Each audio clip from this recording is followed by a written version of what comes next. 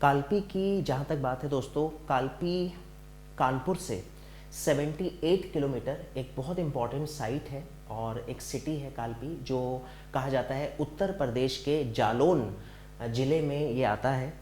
और सबसे important point Kalpi के बारे में वो ये दोस्तों, कालपी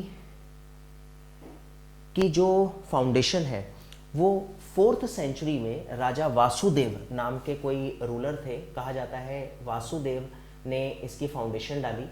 और जो एक बहुत इम्पॉर्टेंट पॉइंट है वो ये कि कानपुर झांसी जो नेशनल हाईवे है उस पर ये पड़ता है, कानपुर और झांसी के नेशनल हाईवे पे। कालपी में एक बहुत इम्पॉर्टेंट हिस्टोरिकल मॉन्यूमेंट है जिसको हम लोग 84 गुंबद 84 डोम के नाम से जानते हैं। और कहा जाता है कि जो उसका टाइम पीरियड है वो 15वीं से 16वीं शताब्दी यानी 15 to 16th सेंचुरी के बीच में ये डोम और ये टुम बने वहाँ पर।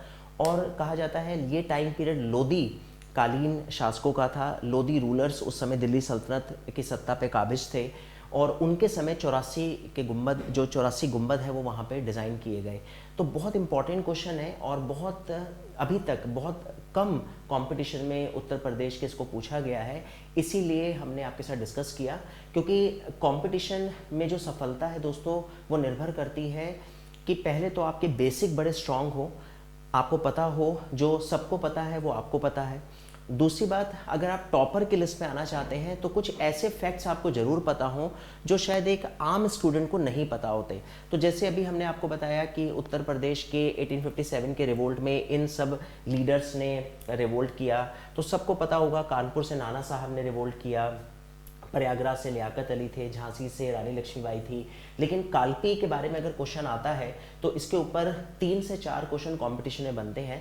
तो जैसा हमने आपको बताया कि हो सकता है ये साइट सीधी सीधी ऐसे आ जाए कि उत्तर प्रदेश के किस ज़िले में आता है, तो क्वेश्चन नंबर 1 का आंसर है जालौन ज़िले में आता है। उसके बाद हो सकता है ये क्वेश्चन पूछा जाए ये कौन से हाईवे पे पड़ता है, तो आप बता सकते हैं कानपुर झांसी हाईवे पे, कानपुर से 78 किलोमीटर इसको बताया जाता है। क्वेश्चन नंबर 3 ये 84 गुंबद जो है वो कहाँ पे सिचुएटेड है, कहाँ पे हिस्टोरिकल मॉन्यूमेंट है, तो उसका आंसर है कालपी। उसके बाद क्वेश्चन ये पूछा जा सकता है ये हिस्टोरिकल मॉन्यूमेंट जो है किस सेंचुरी में बने, तो 15 से 16 सेंचुरी के बीच में इनको बनाया गया।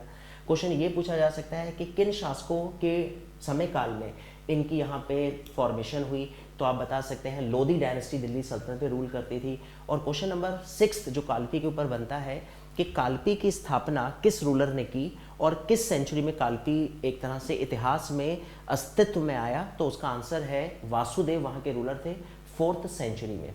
तो दोस्तों अब एक बार हम आपको ये बताना चाहेंगे कि 1857 के रिवोल्ट के बाद, जैसा हमने आपको बताया लखनऊ से बेगम हजरत, कानपुर से नाना साहब, झांसी से रानी लक्ष्मीबाई, लियाकत अली, तात्या टोपे। तात्या टोपे के बारे में हम आपको ये भी बताना चाहेंगे कि तात्या टोपे और झांसी रानी लक्ष्मीबाई ने बाद में ग्वालियर से भी इस रिवोल्ट को अंजाम दिया था।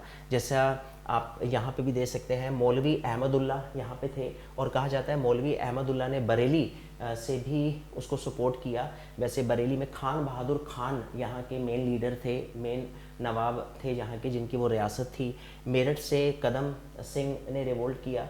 तो कहा जाता है कि 1857 का रिवोल्ट जो अभी हमने आपके साथ डिस्कस किया था, निकोलसन ने कहाँ से सप्रेस किया, तो आप बताएंगे उसका आंसर है दिल्ली।